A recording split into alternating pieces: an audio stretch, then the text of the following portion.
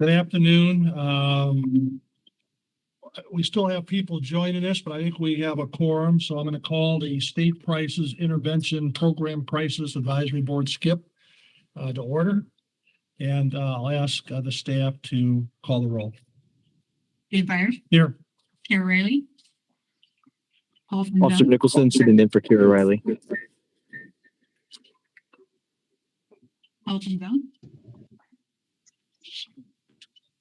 Jeffrey Glover, Eli Griego here for Colonel Glover. thank you. Laura Conover, Baird Green for Laura Conover. Rachel Mitchell, Ellen Dahl for Rachel Mitchell. thank you. Trick May, Tom Rankin for Chris Mays from the AG's office. Jean Bishop, Jay Sanders, Here. Dan Levy,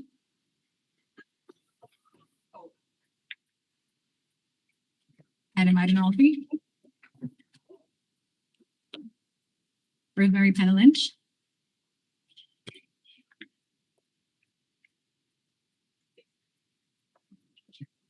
Margie Baldbauer. Here. Okay, we have a quorum, sir. Thank you all for being here today. Today, we're going to cover some important business. First item, though, on the business agenda is to approve the minutes. They've been distributed previously with the materials. Are there any changes or amendments to the minutes? If not, can I get a motion to approve the minutes as presented? Move to approve as drafted. Sanders. Second, Baird Green. All right, any discussion on the minutes? If not, all in favor of approving the minutes, say aye or wave your hand, raise your hand. Aye. Aye. Any opposed, say nay. All right, minutes are approved. Okay, so the major item of business today will be to determine which grant proposals we move on to, what is it, BJA, Tony? Yes, sir. And, the staff have given us all the materials, and there's really two groups.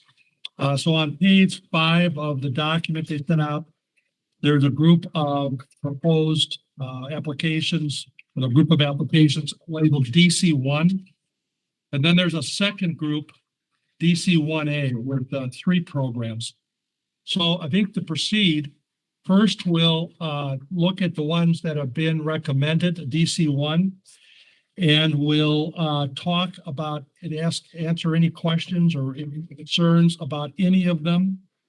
And then we'll try to vote on those.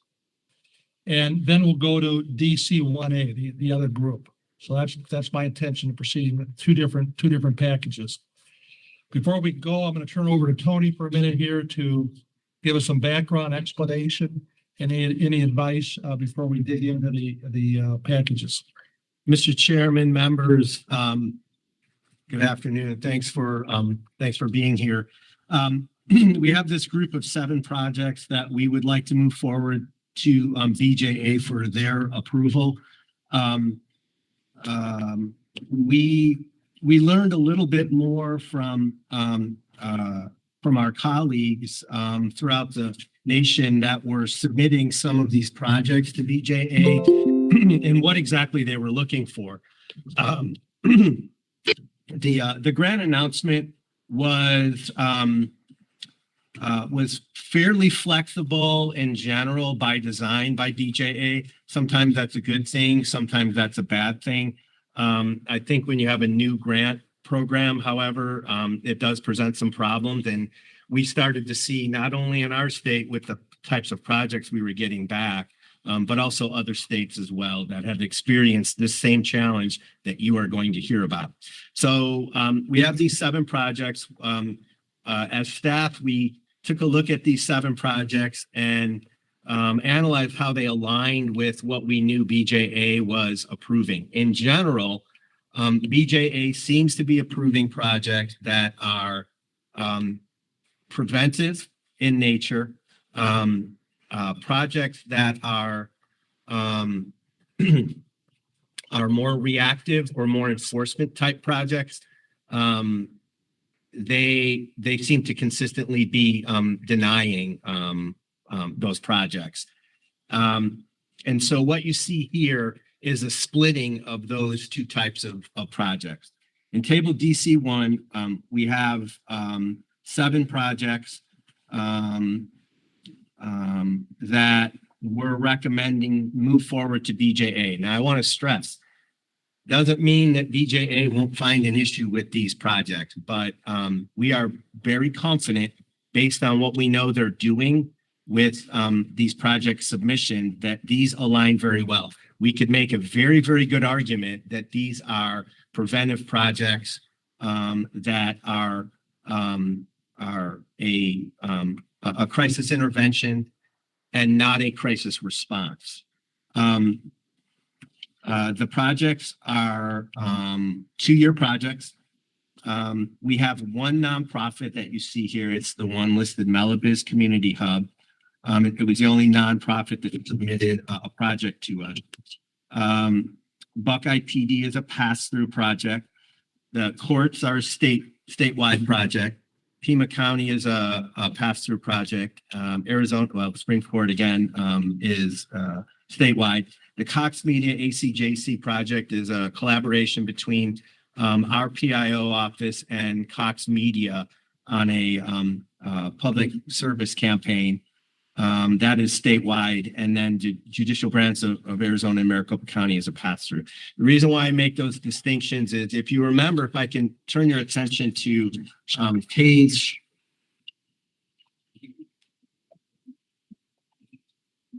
7 of the agenda. Table DC2 shows you the breakout of the funding sources that you approved.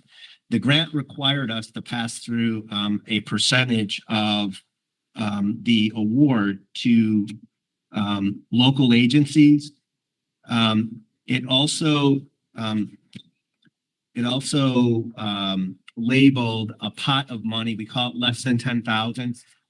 This grant uses the Burn Justice Assistance Grant formula. In that, as part of that formula, if a jurisdiction would be awarded $10,000 or less, BJA will not award them the money. So they can't, some agencies can directly apply to BJA based on that formula. Anything $10,000 or less, they cannot. What they do with that is they add up all those amounts, and they send that money over to the state administering agency, which is, for us, is Criminal Justice Commission. And then we have limited options in what we can do with that money. For this particular grant, one of the options was that we could award it to the administrative office of the courts because they provide a statewide benefit.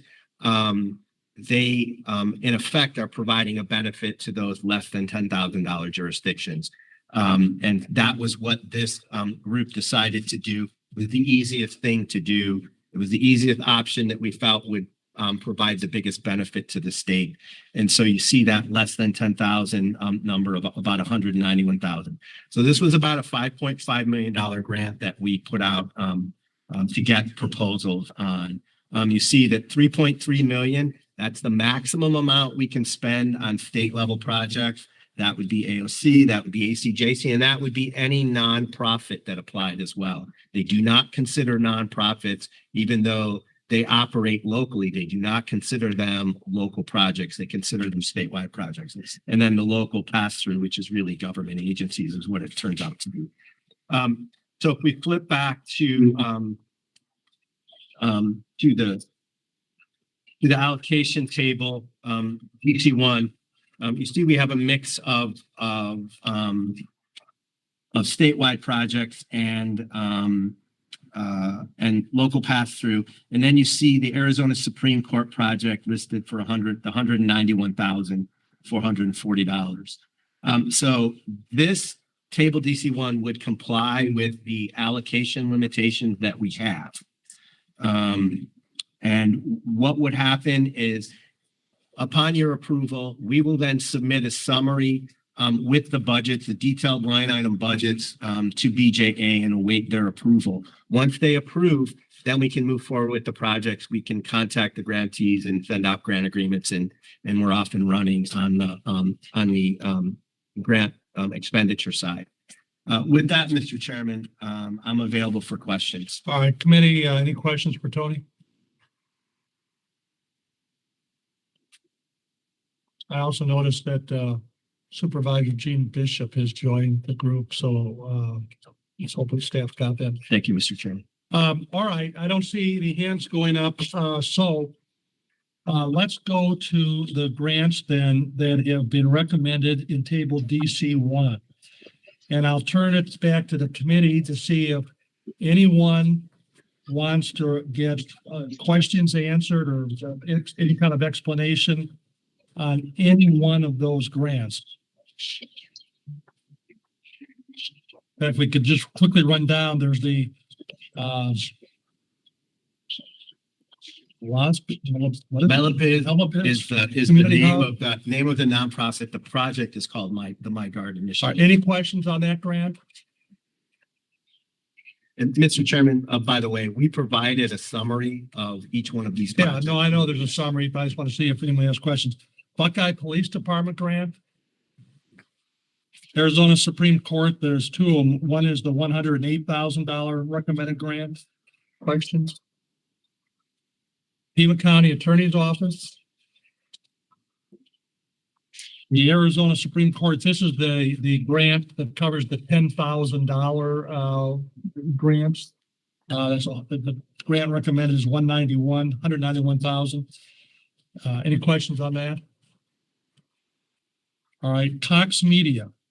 We do have some representatives from Cox here. Any questions about the Cox Media program?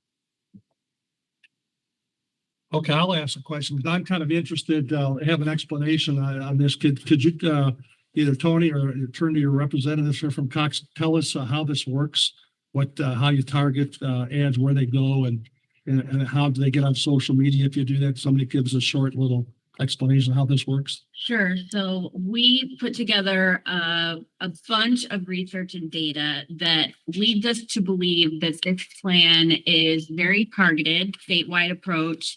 And let me first say that it does not have any cable TV in any part of it. So since the evolution of media has gone online to streaming, YouTube, all of those things, and considering our target audiences, we have done a recommendation based on streaming, YouTube, display ads. We are targeting 3 different distinct audiences with our plan: firearm owners, 60% of which are active on YouTube, 34% more likely to watch streaming with ads. Our second target is at-risk individuals. 30% watch video on a smartphone and 97% have streamed. And our third target is families with children. So 96% have streamed in the past week. So we plan to run a combination of display and video using a combination of platforms like YouTube and things of that nature. Brand quality and premium inventory is really key for us here because of this messaging and the sensitivities involved. So we ensure that there's no advertisement PSA material will be on anything inappropriate or unsavory.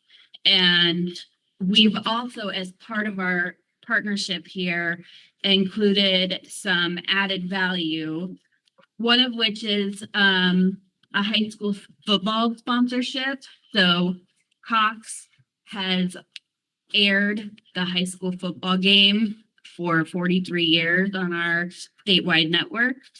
So we will have some in-game and on-air promotion there. We also have a Hispanic lifestyle program called Subida, and like midday-esque sort of lifestyle show called Arizona Living that actually airs in prime time. And really, the essence of the value there is really the production, because we will do a lot of production and take that content, and then you all can redistribute on socials, on websites, on the landing page, all of that good stuff. And it does include commercial production as well. And Mr. Chairman, the genesis of the project, we reached out to Cox to see what they could contribute to this project. But the genesis of it was based on research that came out of Ohio State University that looked at the effects of a gun safety video on children's behavior when they're around real guns and how they react to that after they see this video. It got some national attention. Certainly got our attention. And so we wanted to replicate the approach that we used with the anti-meth campaign in the early 2000s. And then and earlier than that, for those of us that were old enough to remember, the anti-smoking campaign. That's really what the objective here is. Great. Any questions from the task force for Cox? One thing I'll just mention, the courts run a website called lawforkids.org. And we get hundreds and hundreds of thousands of hits on that every year. It's geared to teenagers, kids, of course, and parents and teachers. So once you produce your spots, we'd be happy to, if we can do it, if there's no licensing problem, link those to that website. Just another infrastructure thing to get out there to folks. Thank you. Mr. Chairman.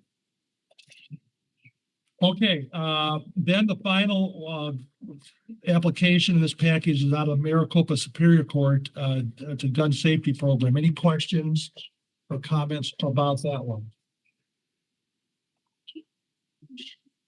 Okay, we got a quiet group today.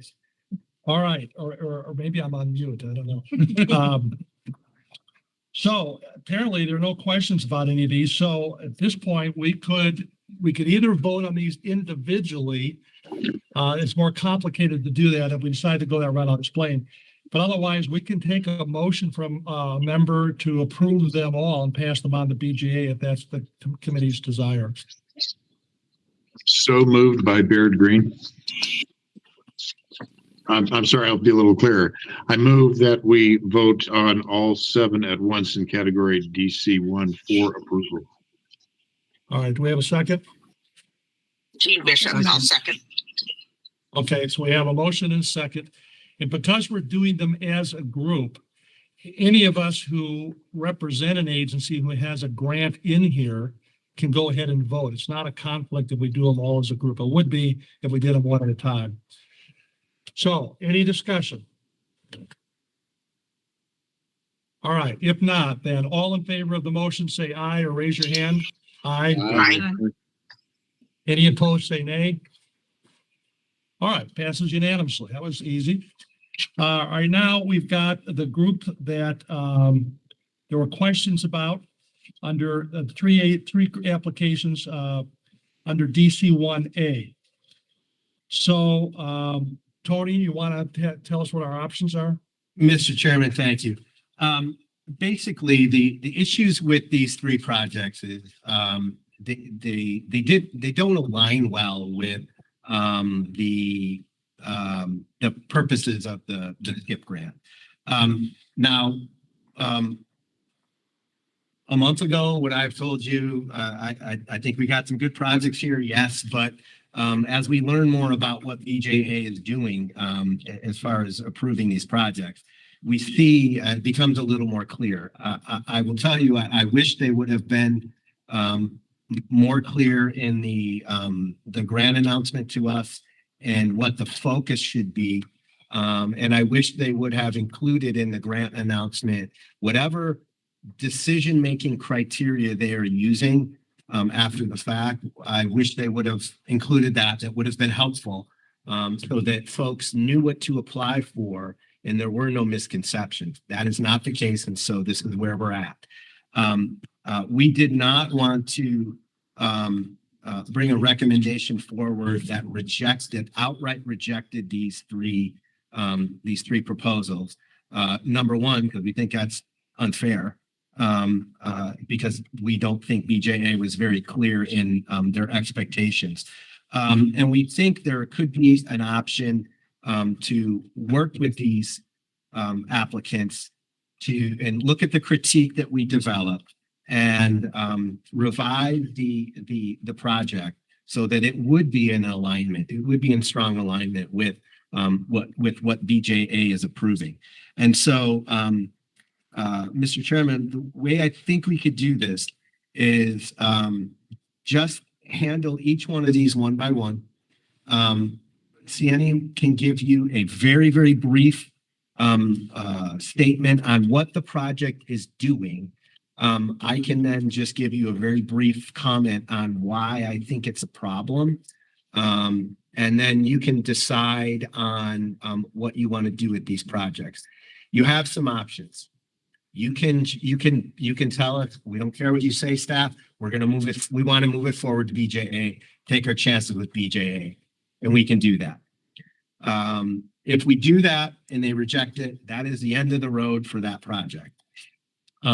You can decide, we agree with you and we don't want to move it forward. We think the project just doesn't align, it fell short, and we're not gonna move it forward. That also would mean the end of the line for the project. Or a third option would be to direct staff on each one of these projects to go back to the applicant and work with the applicant and see if we could make changes to the project that would be in better alignment, and at least we could make a better argument. I don't know what BJ would do, but we could make a better argument that the project is preventive and it is crisis intervention and not crisis response. We're certainly willing to do that. If we did that, the amount of the grants would never be more than what you see in this table. We're basically, with all these numbers here, we're spending almost all of our money that we have available to us. And so we can't make any changes to the dollar amounts, but we can make changes maybe to the focus of some of these projects. Probably can't sway too far away from what was submitted because you have a completely different project. But I think there are some ways that we could work with these projects. What that would mean is you're giving the applicants a chance here instead of just rejecting them, either you rejecting them or BJA rejecting them. And Okay, so Tony's got three options. I see a hand up. Mr. Chairman, I move that we ask the staff to work with the three applicants to strengthen their applications and what they think will align with the goals and objectives of the grant. And I would ask that we move them forward as a group, or that we do it as a group instead of having to go through the specifics of each one. Do we have a second for the motion? So let's make sure we're clear on the motion.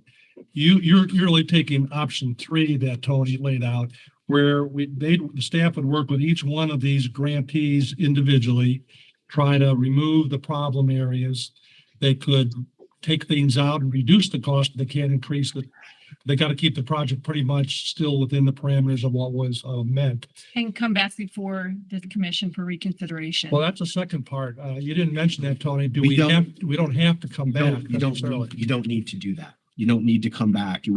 Staff could work with the project, get it in as good a shape as possible that we're aware of based on our experience and what we know, and then move the project forward. So we don't have to have the advisory board approval to move the project forward to BJA. But you could. So, that's why I wanted to clarify your motion. You could require them all to come back and have another meeting, I think that's fair. or we could just work with the staff. And once the staff is confident, the best it can be, move it on. So clarify what you'd like. I'm moving that we come back before all of the stakeholders here on the commission with a modified application from these three entities for reconsideration, to whether we move it forward or not. Okay, you've heard the motion, task force. Is there a second to that motion? Jared Green, second. Okay, any discussion on the motion? Mr. Chairman, just one comment on coming back. That's fine. Certainly, it's not a problem from a staff's perspective. It could present a timing problem. There's a clock on these on these grant funds. I'm not sure how long this process is going to take. We certainly will put a deadline on when agencies will respond to us. But once it goes out the doors of our agency, I'm not sure how long. We've heard some projects, depending on workload, some projects have been approved by BJA fairly quickly being a few weeks. We have heard some others months to take approval. That's So to get into I- BJA. I think the issue here is, do we bring this back before this committee? Correct. I'm making the point because if we have another meeting, it delays us getting stuff to BJA. I just want you to know that, the longer it takes us to get a project to BJA for approval also shortens the window on the length of time, we have to spend these monies, under the grant project. And so I don't see it as a huge problem, but I just want to be upfront and say that could possibly squeeze these projects. And I worry about projects that are large, Mr. Chairman, like yours, because that's a lot of money to spend. And if you had less than 2 years to do it and your plan was 2 years, that could be problematic. So I just want to point that out. Mr. Chairman, we have a hand raised, Ms. Tanya Lynch. Penny? Yeah, thank you, Mr. Chairman. Actually, my question was one that I believe it has been answered. My question was, would this be coming back to this board? I would like to see it come back. As far as moving it forward, I have a follow-up question then to the possible concern that there wouldn't be enough time to spend. Would the original 8 that we have already voted on, would those move forward? Or would they also be delayed if we were asking these 3 to come back? Mr. Chairman, Ms. Pena Lynch, they would not be delayed. After today, because you've approved them, we will send those to BJA. Maybe not by the end of today, but by tomorrow, we'll send those summaries to BJA. So no.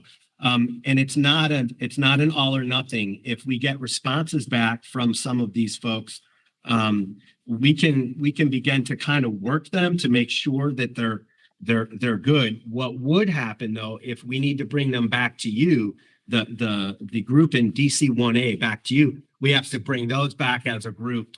We wouldn't do those one at a time individually. We would wait till we had all of them, all the responses and the revisions, and then we would bring that batch back to you. So that's the only one really, because you want to bring it back, that I would have concerns with the timing of it.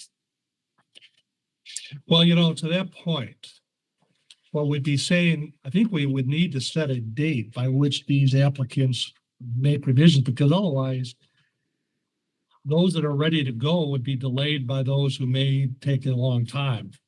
And so that wouldn't work. I think we'd have to say, we'd bring them back, but here's the deadline. You get how many weeks or whatever to revise it.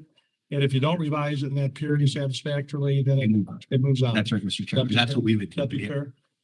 All right, so the intent, the motion maker is nodding her head that if this motion passes, we'll then get a deadline from Tony as to when the applicants have to revise their grant by.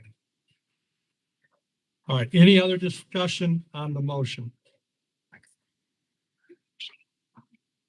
I think it's a good way to proceed. I know in our grant, it is a large one, but we've had, this grant process has been kind of a long one. And there's been a development, I know, in our probation funding from the legislature that is causing us a little bit of pause. We may be in a situation where we can't make payroll actually for probation. And of course, that would cause a bit of chaos. And we need to sort of sort out things. And we may need to revise ours because it might be difficult to do some of the things we proposed if in fact we were not being able to fund our officers. So I think it's a great idea to revise these based on what we know now. So I'm in favor of it. Any other comments, thoughts? All right. If not, then all in favor of the motion, say aye or raise your hand. Aye. Aye. Anyone opposed, say nay. All right, motion passes. So this has been very easy today.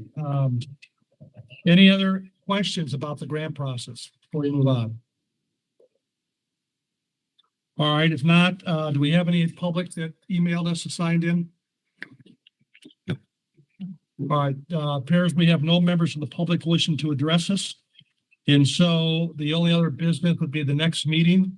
And Tony, is it going to be as necessary? Mr. Chairman, yeah, call to the chair. We'll set we think we can set a deadline of about 4 weeks to get revisions. Probably take us a week to get that information and get it in alignment with the grant and then come back to you a short time thereafter.